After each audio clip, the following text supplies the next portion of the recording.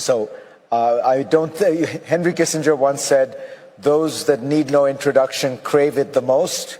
I think this is not true of the president of Afghanistan, Ashraf Ghani, entirely rare figure in the modern world in being a genuinely world-class academic, a genuine thought leader, a person who worked at the highest levels of the international system, who then went on to lead a country and has been very successful at it. So with that, Ashraf Ghani, pleasure to have you.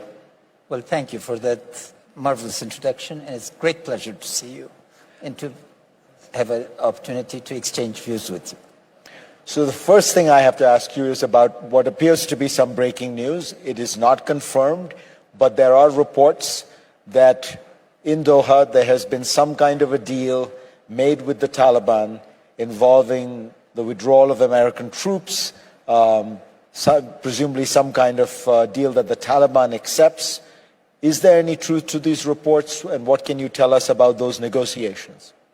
Well, thank you. Peace is an imperative. A war that has gone on for 17 years must come to an end. But this war is multidimensional. It has very strong levels of interrelationships, and it's not as simple to arrive at a date and think that the war simply ends because of that. Because on the side of the government of Afghanistan, we have binding legal agreements with the United States and NATO, bilateral agreements, and of course, multilateral agreements internationally regarding assistance, trade, and others. The Taliban have a series of interrelationships that are below the surface. They have relationships with all known terrorist groups. They have relationships with the largest criminal mafia on earth, which after cocaine is the heroin mafia. They have an organic relationship with the state of Pakistan that has provided them sanctuary, resources, support, and others. And they have patron-client relationship, them being in relationship with clientage with others. This is a cluster of relationships. U.S. is committed to see a timeline to the engagements, but to just think that a relationship has arrived, I think is exaggerated. We need to be able to get the relationship, because the dimension that is national, namely the Taliban and the Afghan people and the Afghan government, must be resolved politically. But the dimensions that continue the violence and the reason that international forces are present in Afghanistan is not because of Afghanistan, but because 9/11, on one estimate, cost the US government and society $500 billion. How do we deal with all these sets of relationship? We have a roadmap, we have detailed discussions. Let us not also forget that Ambassador Khalilzad, my old friend and special envoy, was not able to meet with Taliban representatives in Pakistan. Does Doha have that authority? And the function of Ambassador Khalilzad's office is to bring the Afghan government and the Taliban into face-to-face discussions and negotiations. Within that, then the larger issues of US presence and other international issues will be addressed. But there is no breakthrough, you are saying, in recent days? Not in that sense. There's discussion, but this discussion needs to be shared back. A discussion that does not involve the region will not last. Afghanistan is national dimensions, neighborhood dimensions, the regional dimension from India to Russia, the Gulf, Islamic and international. If we don't get all the pieces right, one piece alone doesn't suffice. How would you respond to people in America, maybe in other Western countries where troops have, that have sent troops, where they say this has gone on for 17 years, what have we gotten out of it? Well, we have failed in some sense, they would argue. No, absolutely. But the first thing is, the United States is not there because it's fighting in Afghanistan. It's fighting for its security. Second, we have engaged in a very open dialogue. The United States, as a sovereign power, as a global power, is entitled to leave. But we need to get the departure right. Are the fundamental reasons that brought the United States to Afghanistan, are those objectives accomplished? So the first issue is cost. We completely agree that the cost must come down, must become more efficient. So the first thing I request is that everything under the sun should not be built under the war in Afghanistan. When the US Navy needs money, when the US Army needs money, and the US Air Force, it builds it under Afghanistan. What's the cost of the war in Afghanistan? Second, the number of troops. We are engaged in a discussion, we had initiated this, to see that the number correspond to the essential needs. Because every US soldier essentially at least costs $1 million a year.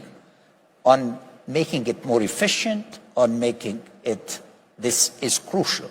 And we understand that our relationship is based on mutual interest, which flows from mutual threats on the one hand and mutual goals on the other. So my answer, first, I pay tribute to every mother and father who've lost their children in Afghanistan. This has included the highest levels of government, like Secretary Kelly, Chief of Staff, who lost his son in Helmand. Second, over 1 million American soldiers, men and women in uniform, have seen action in Afghanistan. We pay tribute. But the job that we started together needs to move. Thirdly, since I've become president, 100,000 troops left, over 45,000 Afghan security personnel have paid the ultimate sacrifice. The number of international casualties is less than 72. So it shows you who's doing the fighting, and the support is mutual.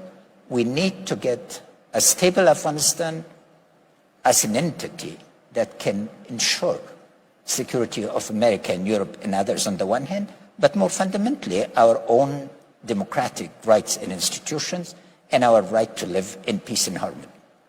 And if I look at Afghanistan today, what I'm struck by is you have a functioning democracy. You're up for elections again in July.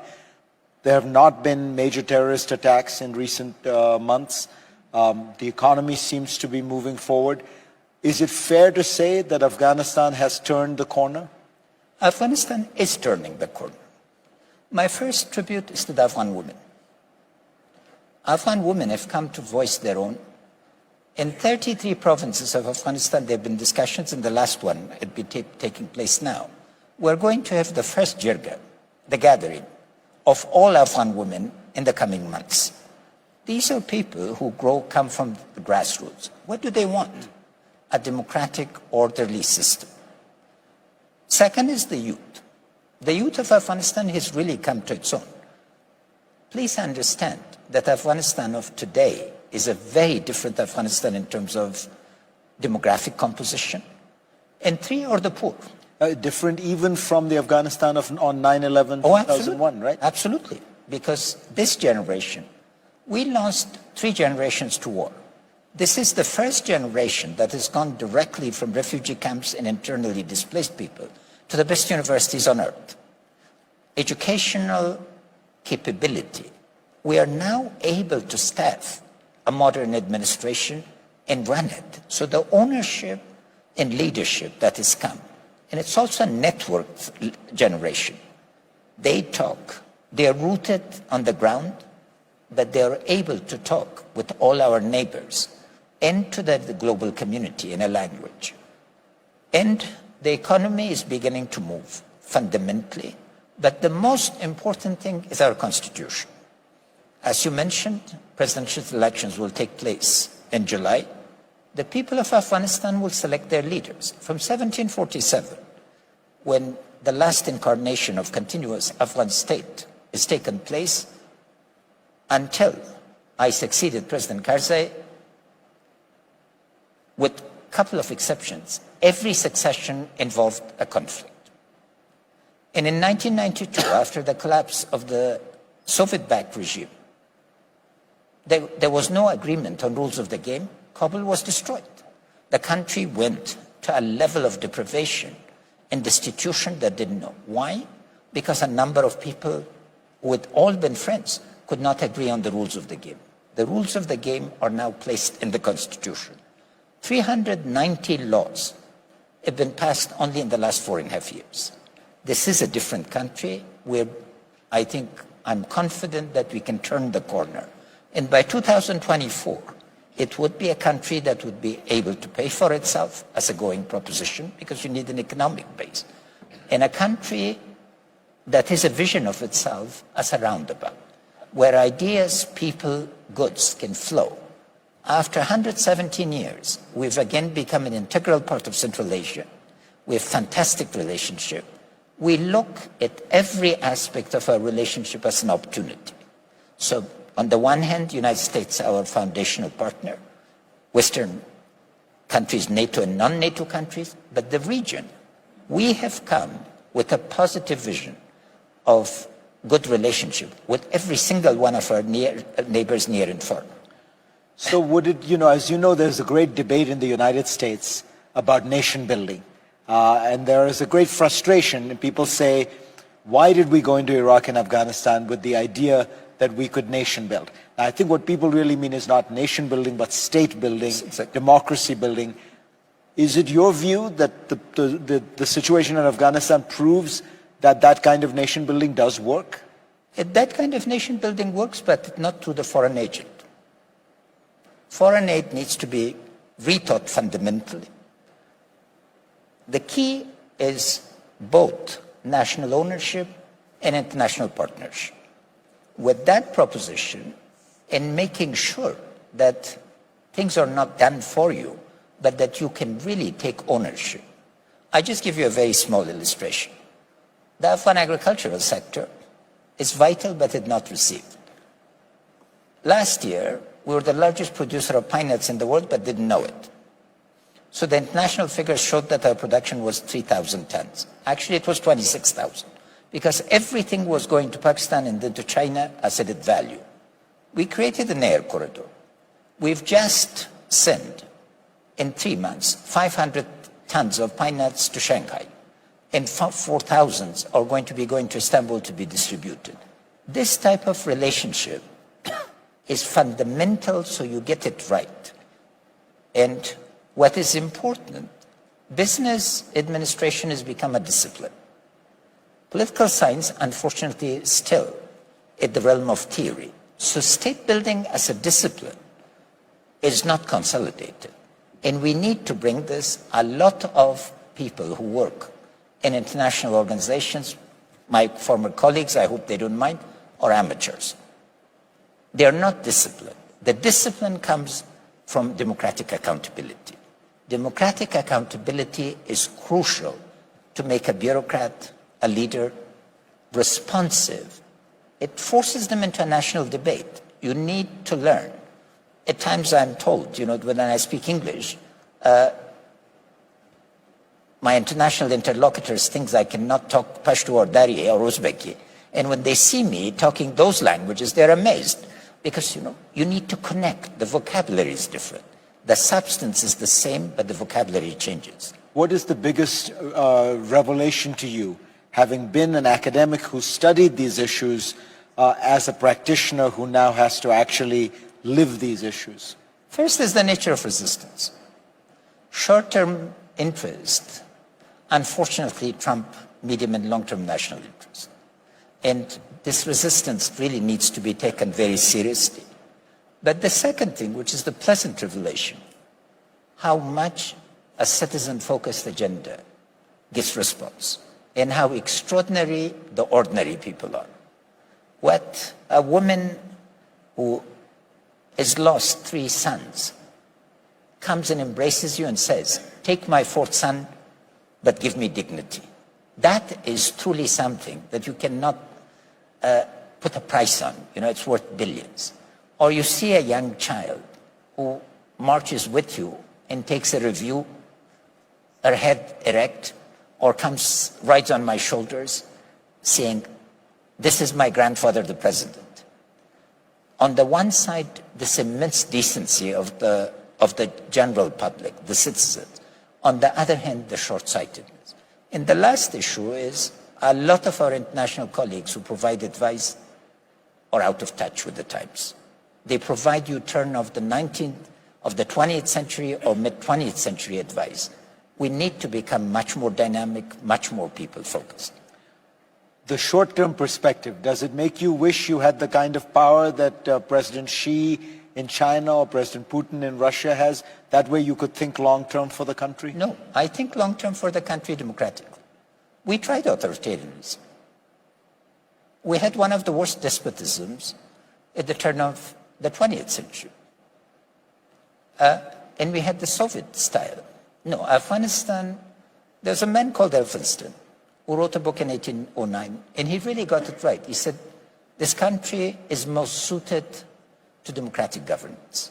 Afghans have a sense of equality. When I talk to another Afghan, I'm her or his equal, and that moves me to tears. We're not sycophants. And authoritarian regimes might suit others, it doesn't suit our culture. Our culture is one of equality. Hierarchy, market, for the market we are willing to accept hierarchy. For the state, if we don't engage in discussion, we have a saying, if you put a meal in front of Afghans, but they have not been engaged in cooking it, they will criticize it. The single biggest strategic challenge you and your predecessor have had has been that you face an insurgency in the Taliban that has funding, training, and geographic support bases in the neighboring country, Pakistan. The Pakistani military has used this to destabilize Afghanistan to secure what it sees as its interests. There's a new civilian government in Pakistan, a new prime minister. Do you sense any change in Pakistan's attitude towards Afghanistan? We've talked on the phone. We have not met in person. The proof of the pudding is the fundamental issues in action. We've been promised repeatedly in the past, so much as saying that next week there will be change. And next week we've seen intensification of the conflict. Afghanistan wants an engagement with Pakistan. Our relationship fall in three buckets. One, removing the shadow of violence. For 40 years there's been engagement. This engagement is against all international rules, all norms of decency. A neighboring country that recognizes and enjoys particularly close cultural relationship does not sponsor subversive movements and armed subversive movements. So that's one discussion. The second is, what should normal relationship, cooperative relations between Afghanistan and Pakistan look like? We, I think, will be the greatest asset to a prosperous and stable Pakistan, because we are the source of power from Central Asia and others, and the source of transit and connectivity. And three, the joint issue. What do we do with the continuing problem of terrorism? We need to engage. The key is, Afghans, we as a nation and as a state, we are dedicated to overcoming the past. The question that Pakistani leadership needs to face is their conduct of the last 17 years benefited them, harmed them, isolated them, made them central, and can they, how would they get to 2047, the year when they celebrate the 100th anniversary? An excellent analysis has been done by the World Bank. If they continue the current course, they will be a very poor country. But if they change and engage in regional cooperative and fundamental economic and social and political reform, they could be a middle-income country. The choice is theirs. The Trump administration, when it came into office, in a way relieved you of some of the uncertainty of the Obama administration, which was always debating whether or not to stay in Afghanistan. And the Trump administration said, no, we're going to stay. We're in fact going to increase the intensity of engagement. But they said the same in Syria. And rather bizarrely and dramatically, President Trump decided to withdraw forces. Do you worry that you're going to get a phone call from Mike Pompeo saying, guess what? The president's, just tweeted, we're going to leave Afghanistan tomorrow. Well, the first issue is President Trump and I have had an excellent relationship. The South Asia strategy was a very thoughtful response to a situation. And let's not forget, the core of the South Asia strategy was to bring peace to Afghanistan. And we've welcomed this. Second, it's a condition-based strategy.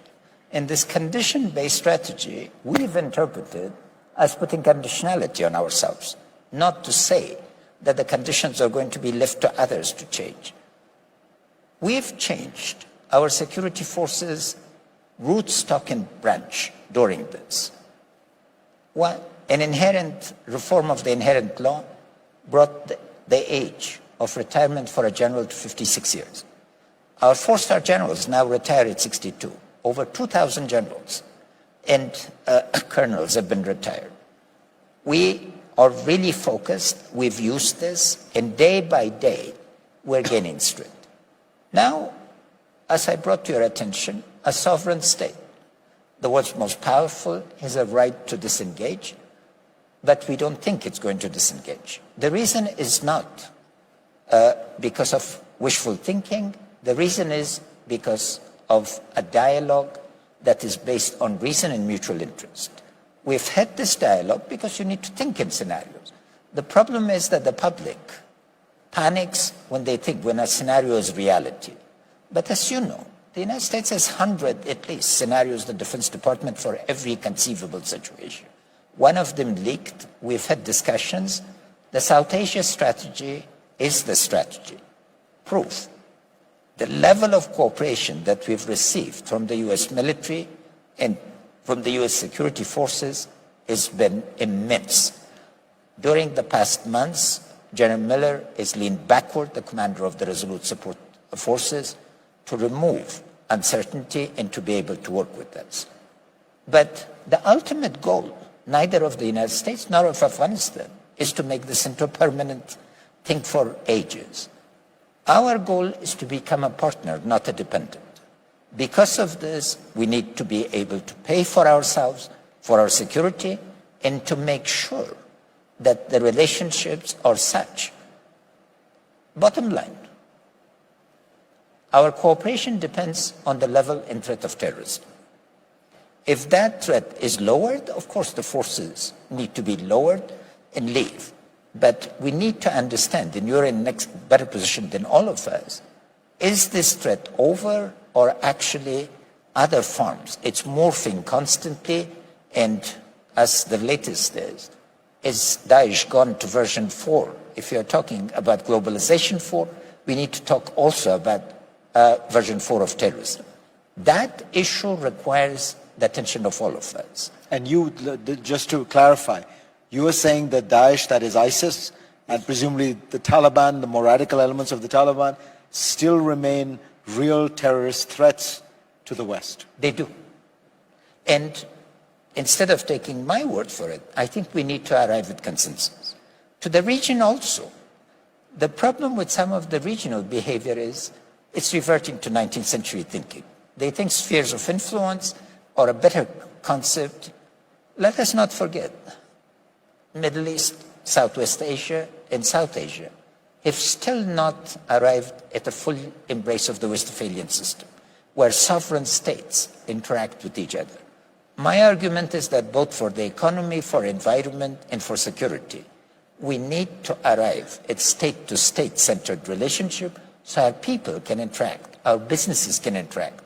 But we cannot be seeing zero-sum games and interference as a way of securing our interests.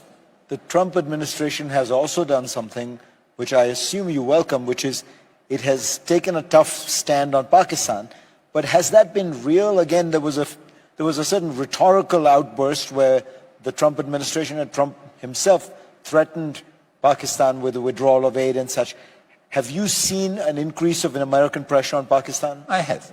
First of all, $1.2 billion were withdrawn. It's allocation that is never going to be restored, unless in the future. Second, the level of engagement, the discussion, quiet, but it's been very systematic and very focused. The level of engagement leaves nothing to be desired. It is principled and we welcome it, but it's also catalytic because it's not pressure for the pressure's sake, it's a pressure for the sake of engagement. It's an engagement agenda. Pakistan is a pivotal state in the region. Its stability is vital to Afghanistan's interest, to India's interest, to everybody's interest. We hope that Pakistani leadership would come out of the scars of its creation. Partition was painful. The wounds have been immense, but for South Asia to become whole, like Europe, they need to overcome this trauma of the birth. 70 years is enough time, and in this regard, I think embrace of the 21st century by Pakistan will make all its neighbors and all its international partners and Islamic partners come to a supporting stand and come to cooperative. So we think the advantages of cooperation for Pakistan are immense. The advantages of confrontation are close to nil. But if there are sections of Pakistani state that still think that, those we hope need to rethink. So you are that rare foreign leader who has had a very good and productive relationship with Donald Trump. And you think his policies have basically been supportive and successful. Why do you think that is? Well, first, because I don't talk much. No, literally. You know, maybe you have to be able to get your main arguments in 2 minutes. And if you are... President Trump is engaging. And if you get your points across cogently, then he asks you questions. Our first phone call, when he was president-elect, lasted 15 minutes more than we thought because it was a real conversation. One cannot dismiss the questions, the fundamental questions of a world leader and think one is getting away with. And the other is you need to be able to represent your country with dignity. I don't ask, you know, I've never begged for myself anything. For my country, I want. And third, you need to know, to show that you care a lot more about your country than your foreign friends and partners. And fourth, we are very lucky because we've had a very large range of American diplomats, particularly American military personnel and others, who've gotten to know my country and particularly me. During the years of President Karzai, I was responsible pro bono basis for bringing the security transition of the US and international forces. So that gave me an opportunity to see both my country and to see the relationship. As part of this, modern leadership, particularly for one of the poorest countries on earth, is representation. We have to know the networks. And when context changes, a lot of people fight the context. Our approach has been to say, what are the opportunities in the new context? And that enables us not to be defensive. So when policy is made, you need to understand it's going to take a process. When the Afghan policy was being made by President Trump, a lot of my American friends came, and when they came to my room, they were very uneasy. This is taking too much time. And I assured them, I said, under President Obama, it took longer. You have a friend who understands that policy making, and because of it, I pride myself of never having lost an international colleague and friend because of short-term worries. And when questions are raised, we answer them. So when Americans look back on this long engagement in Afghanistan, you think they can take pride in feeling that they achieved something? Enormous. First, thank God, there's been no recurrence of 9/11. It's not because of luck. It's because of the immense sacrifice and effort. Second, the Afghan people are a very different people. We are thousands of years old civilization and culture, but in terms of youth, We are one of the youngest countries. In 3, the fundamental numbers have changed. Democracy, as you've written and articulate every other day on your program, is not an overnight dose that you inject or an injection.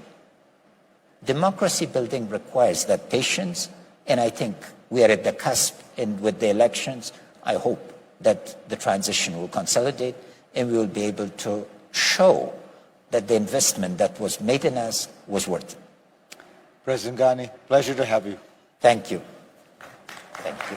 And thank you so much. Thank you. This was such a pleasure.